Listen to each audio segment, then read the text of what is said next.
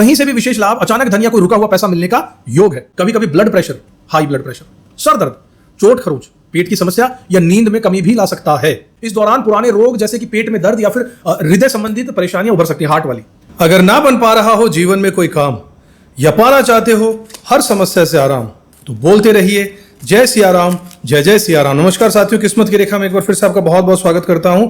लेकर आ गया हूं जुलाई का महीना वृश्चिक राशि यानी स्कॉर्पियो साइन वालों के लिए कैसा रहेगा। अगर आपका लगन स्कॉर्पियो है या आपकी जन्म राशि स्कॉर्पियो है तो यह वीडियो आपके लिए है। चलिए शुरुआत करते हैं बिना समय बर्बाद किए हुए। इसमें मैं वैदिक ज्योतिष और टैरो कार्ड ये दोनों ही मैजिकल साइंसेस को यूज करने वाला हूं ताकि बहुत ही सटीक राशिफल आपको मिले। वीडियो को अंत तक जरूर देखिएगा।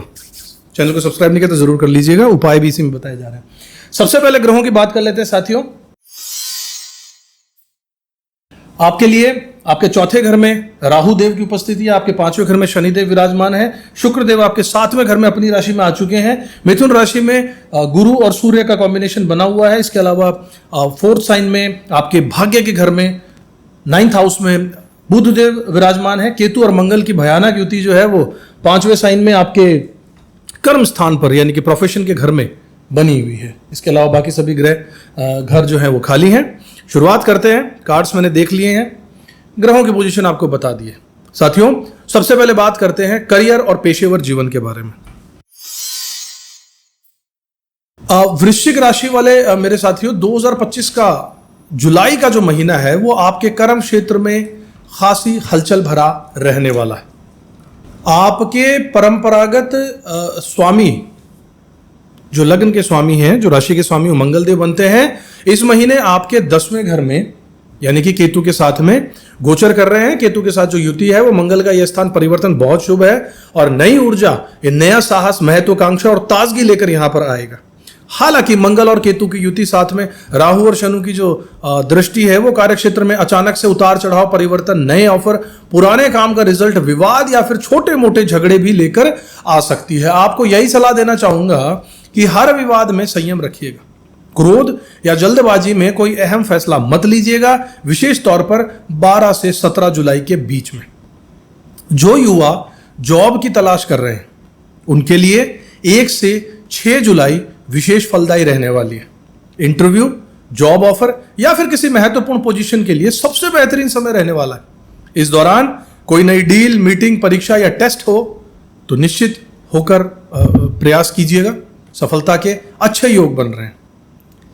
7 जून से 27 जुलाई का जो समय है, जो मंगल का ये गोचर है, वो आपकी मेहनत और कर्मठता को मजबूत कर देगा, लेकिन घर परिवार में समय कम दे पाएंगे, जिससे वहां हल्की फुल्की नाराजगी आपके प्रति उनकी रह सकती है।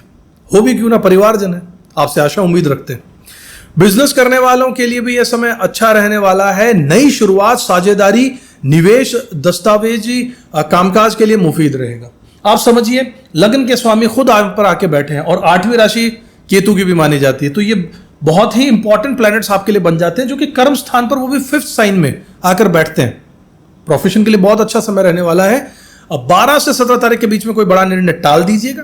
नई डील या फिर बड़ी फाइनेंशियल प्लानिंग इस दौरान मत कीजिएगा। अब बात करते हैं साथियों आपके प्रेम, विवाह और शादीशुदा की जिंदगी और संबंधों के बारे में। साथियों इस महीने सबसे सुंदर योग है शुक्र का 7वें घर में गोचर करना, अपनी ही राशि में। 29 जून से 25 जुलाई तक शुक्र जो है वो 7वें भाव में रहेंगे। इससे वैवाहिक जीवन में नई ताजगी, रोमांस और आपकी आपसी समझ, अंडरस्टैंडिंग जो है आप में, कपल में आपका संवाद और संतोष का भाव रहने वाला है। यदि बीते कुछ महीनों में जीवन साथी से कुछ अनबन थी तो अब मिठास भी आने वाली है। अविवाहित लोग जो हैं उनके लिए कोई अच्छा प्रस्ताव या फिर फ्रेंडशिप का कोई ऑफर आ सकता है, लेकिन शादी के लिए अभी थोड़ा सा आपके लिए रुकना बेहतर होगा। साथियों बेहतर रहेगा कि आप थोड़ा सा रुक जाइए। गुरु की जो कमजोरी है 8वें घर में, उसके कारण विवाह संबंधी निर्णय 18 अक्टूबर तक थोड़ा सा आपके लिए विशेष नहीं रहेगा, थोड़ा टालते रहिएगा। 7 तारीख से 21 जुलाई को चंद्र और शुक्र जो एक हलचल रहेगा डिग्रीज में, जो इनका संयोग बनने वाला है, ये प्रेम संबंधों के लिए अच्छा रहेगा। रोमांटिक डेट, प्रपोजल या रिलेशनशिप को नया नाम देने के मौके आपको मिलते रहेंगे।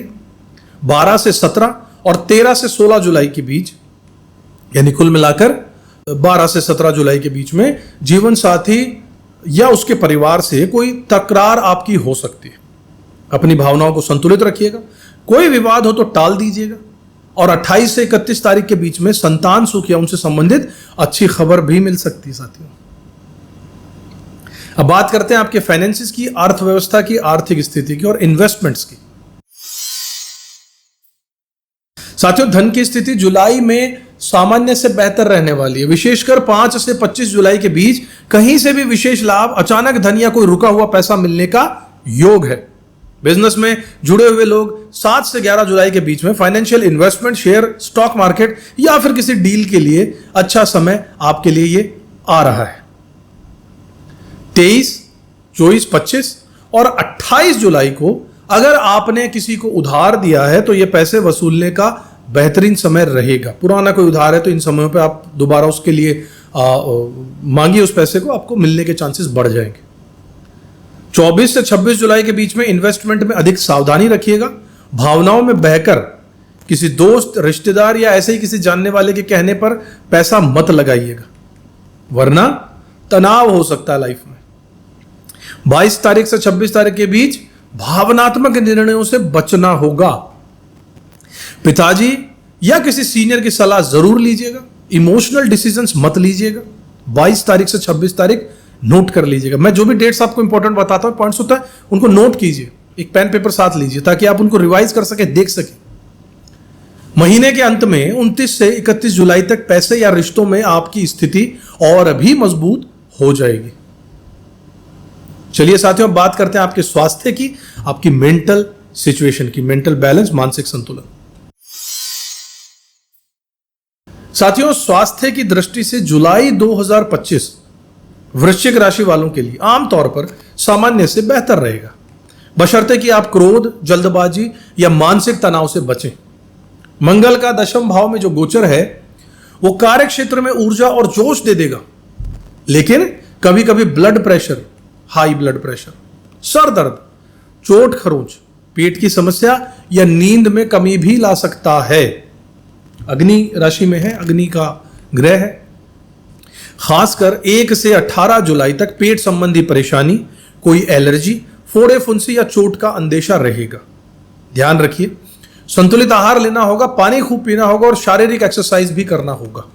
योग या ध्यान आप जरूर कीजिएगा इस समय, यह फोकस बनाकर रखने में आपको मदद भी करेगा। पंचम भाव में जो आपके शनि देव की उपस्थिति है उसका प्रभाव संतान, पेट और आपके डाइजेशन सिस्टम में हल्के से उतार चढ़ाव लेकर आएगा। खास तौर पर बच्चों के हेल्थ को लेकर ध्यान देना होगा। बाहर का खाना उनका कम कर दीजिए, यह उपाय है। 19 तारीख से 31 जुलाई के बीच में स्थितियां सामान्य हो जाएंगी। सेहत में उभार जरूर आएगा। इस दौरान पुराने रोग जैसे कि पेट में दर्द या फिर हृदय संबंधित परेशानियां उभर सकती हैं, हार्ट वाली।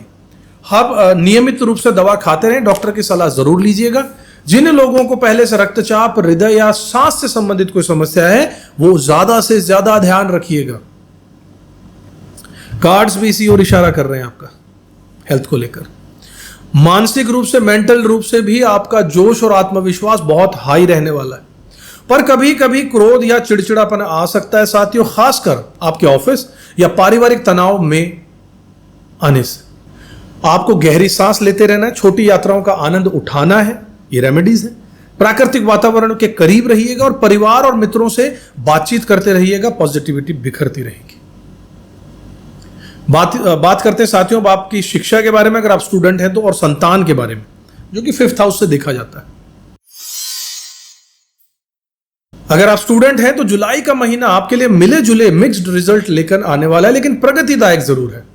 परीक्षा, प्रतियोगिता, नया दाखिला या फिर किसी कोर्स की शुरुआत के लिहाज से 1 से 6 जुलाई और 28 से 31 जुलाई बहुत बेहतरीन रहने वाले हैं। इस दौरान आपकी कंसंट्रेशन पावर यानी एकाग्रता, स्मरण शक्ति और परिणाम अपेक्षाकृत बेहतर रहेंगे। 13 तारीख से 27 जुलाई के बीच में पढ़ाई में शांति और सकारात्मकता का समय भी रहेगा। हल्का सा ब्रेक लीजिए, अपने कमजोर विषयों पर ध्यान दीजिए। संतान संबंधी मामलों में भी 28 से 31 जुलाई शुभ रहेगी। संतान की तरक्की, कोई खुशी या परीक्षा परिणाम का योग बन सकता है। पेट संबंधी परेशानियां या फूड पॉइजनिंग के भी योग हैं साथियों। इसलिए घर के खाने पर जोर दीजिए और वक्त पर डॉक्टर की सलाह लेते रहिए। विद्यार्थियों को सलाह है कि सोशल मीडिया, मित्र मंडली और भावुकता से दूर रहें, पढ़ाई में फोकस करें।